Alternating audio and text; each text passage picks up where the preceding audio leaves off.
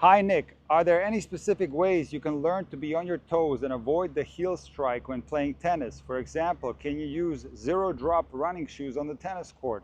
Or are there other ways to train yourself to use the mid to front part of your feet to sprint to a ball? So when it comes to shoes, you should absolutely not be using running shoes because they are designed for forward movement. They have a pointy tip.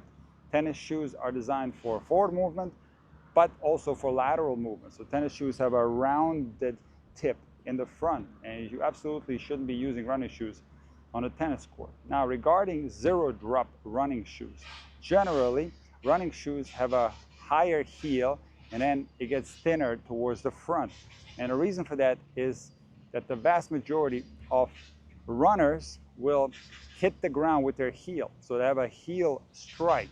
Now, in the running community, there are a lot of people arguing against that it can cause injuries and so on.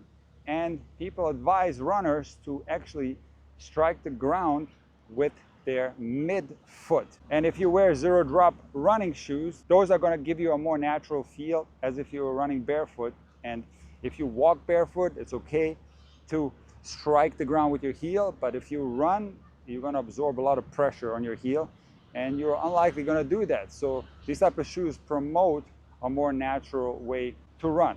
So the big question is, how about the game of tennis? Are we supposed to run on our forefoot, on our midfoot, or are we supposed to strike the ground with the heel? Well, the game of tennis is very complex, and it's not like running, but we do run in the game of tennis. So in today's video, I'm going to go into great detail and show you a way how to improve your footwork and whether you should be paying attention to how you're actually hitting the ground on the court. So one of the most important things and one of the biggest mistakes at the recreational level is that players are flat-footed. So their heels are touching the ground when they're waiting for the incoming ball. And this is definitely something that you shouldn't do.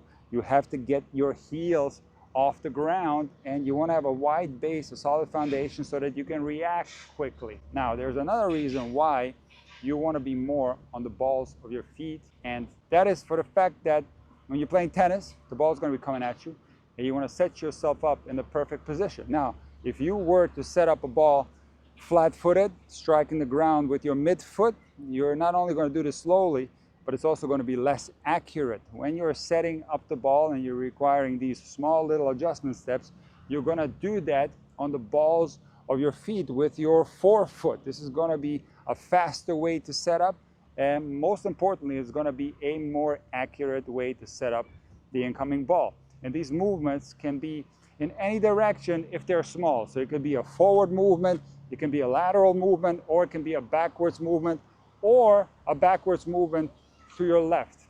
When the movements are in a small radius, you are going to do it off your forefoot, in other words, off the balls of your feet, and you are going to keep the heels off the ground.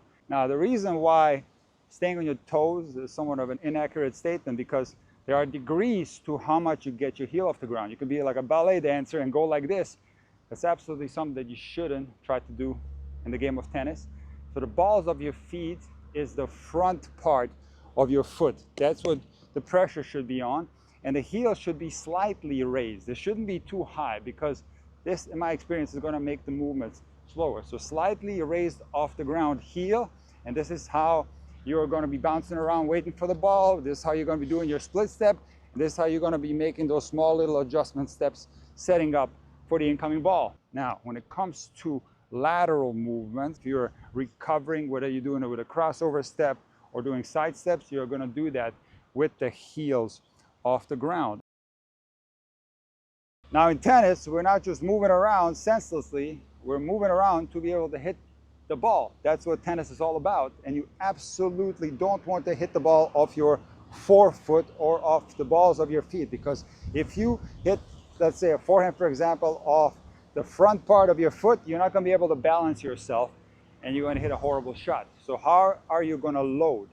Well, it's going to depend on the stroke. If there is space where you can make a longer step, which is something that I do recommend, you are actually going to heel strike. So the heel is going to touch the ground first.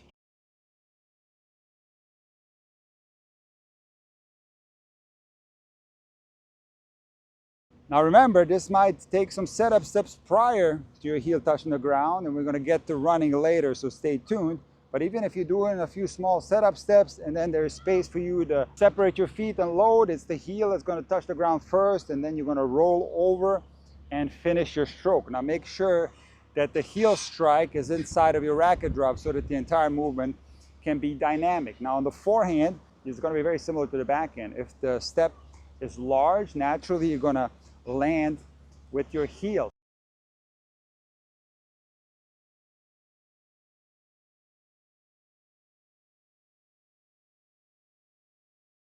However, whether it's a backhand or a forehand, when there's less space, now there's not going to be any room for a heel strike, and you're going to plant the midfoot into the ground.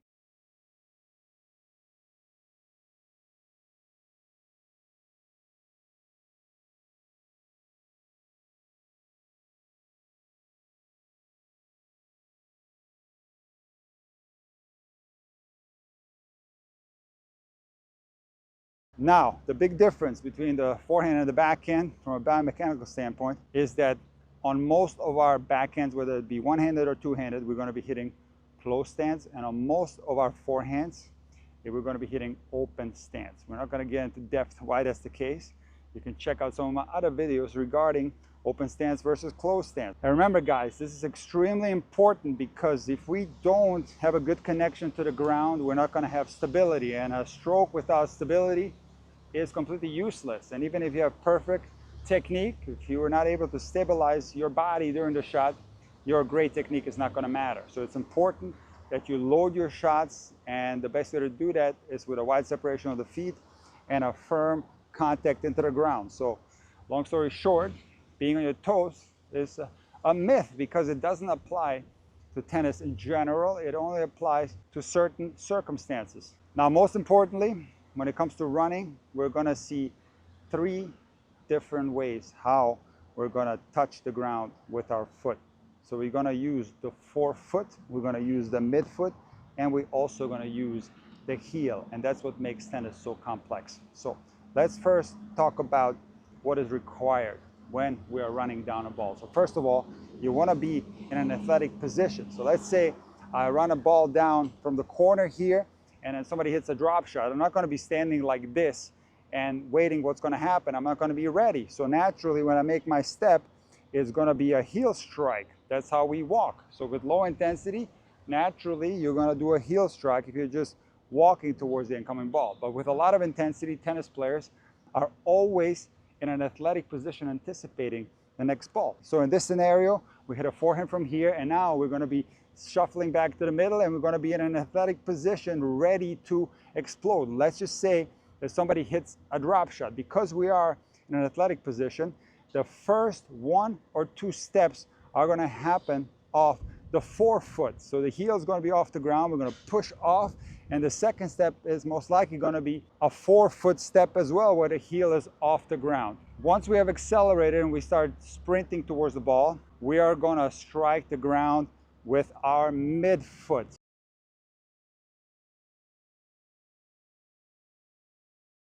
Now here comes the super interesting thing about tennis. Let's say you're running down a drop shot, or you're running down a wide forehand or a wide backhand. You're not just going to run and hit the ball while you're running. No, you're going to come to a complete stop. And that's what makes tennis so tough. Yes, there might be some sliding involved. And yes, there are certain circumstances where players don't have time to stop, and they'll literally hit the ball on the run, and they're still running after they've made contact. But generally speaking, players stop and execute the shot. And when that's the case, the closer the player gets to the ball, the midfoot striking transitions into heel striking. So when you take a look at 3 of the greatest movers of all time, Federer, Nadal, and Djokovic, you're going to see that when they start, the first step is usually off the forefoot. When they start picking up speed, it's all midfoot, the way they're touching the ground. They're taking large strides, but as they get closer to the ball, they start hitting the brakes, and the heel starts striking the ground first. Now, some players, when they can time their run up to a ball very accurately, they will only use a heel strike when they're actually making contact with the ball. And yes, a lot of times this will translate into a slide, whether it's a forward slide or a lateral slide. Now here's your interesting thing. You would think that on a lateral slide, there would be no heel strike, but both on a forward slide and on a lateral slide, there is a heel strike. Let's take a look here at Federer running down a drop shot. You can see here he is accelerating off his forefoot in the first couple of steps, and he then picks up speed and starts striking with the midfoot. But something super interesting is about to happen. He's going to hit the ball and dig into the ground with the heel. And you're going to see the same movements when players run down lateral balls, of course. You can see Djokovic midfoot striking prior to the contact, and as he's about to make contact with the ball, you can see the heel digging into the court. Now, players don't always manage to slide into the shot, especially when they're stretched out like this. There's going to be another step that follows, and they slide into that one. So whether it's a forward slide like here, the heel will still dig into the ground prior to the slide. This is also true for the lateral slide. So again, tennis is all about striking the ball properly. So yes, you want to get out the blocks extremely fast. That's why you want to be in an athletic position. And naturally, when you are in an athletic position and you run very fast, you're going to take the first step or few steps with the heel off the ground. The forefoot is going to strike the ground first. Naturally, if you have proper running technique, you're going to sprint with the midfoot hitting the ground. And if you possess proper fundamentals, you are going to slow yourself down and you're going to execute a shot on the run.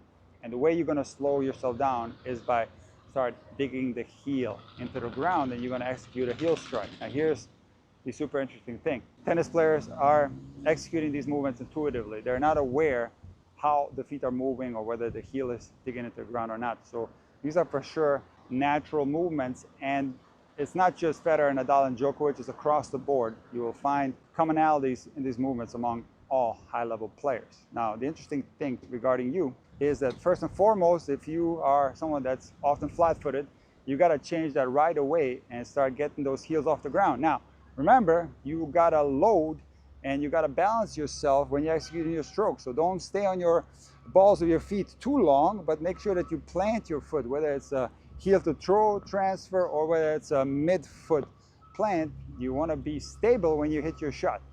And when you're running down a ball, it's going to be hard for you to feel what's happening because you're going to be running like a maniac. So a good thing to do is to record yourself and check whether you're doing it correctly, whether you're seeing some similarities between you and the big three that I showed you in those clips. Now, I want to tell you an amusing and an interesting anecdotal story of myself.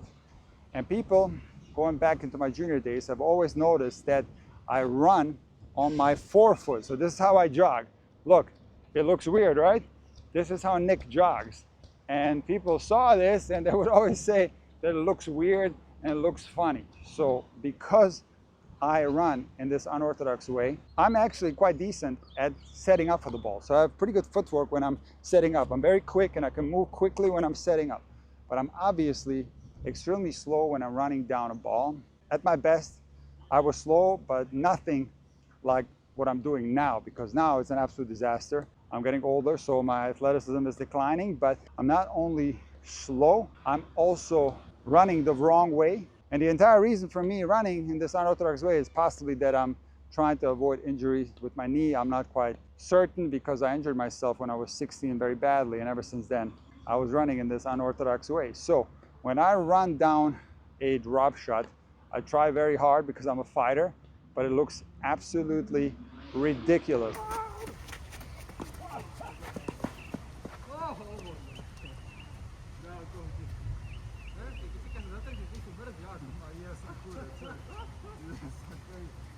And you can see in that clip that I'm definitely on my forefoot for too long. And it's not only that, my strides are also not big enough. So for that reason, I'm moving very slowly up to that ball. But interestingly, I have good mechanics around the ball. So as I get closer to the ball, I'm not aware that I do this, but I do start heel striking, and I am pretty good at picking up balls on the run. The only problem for me is getting there.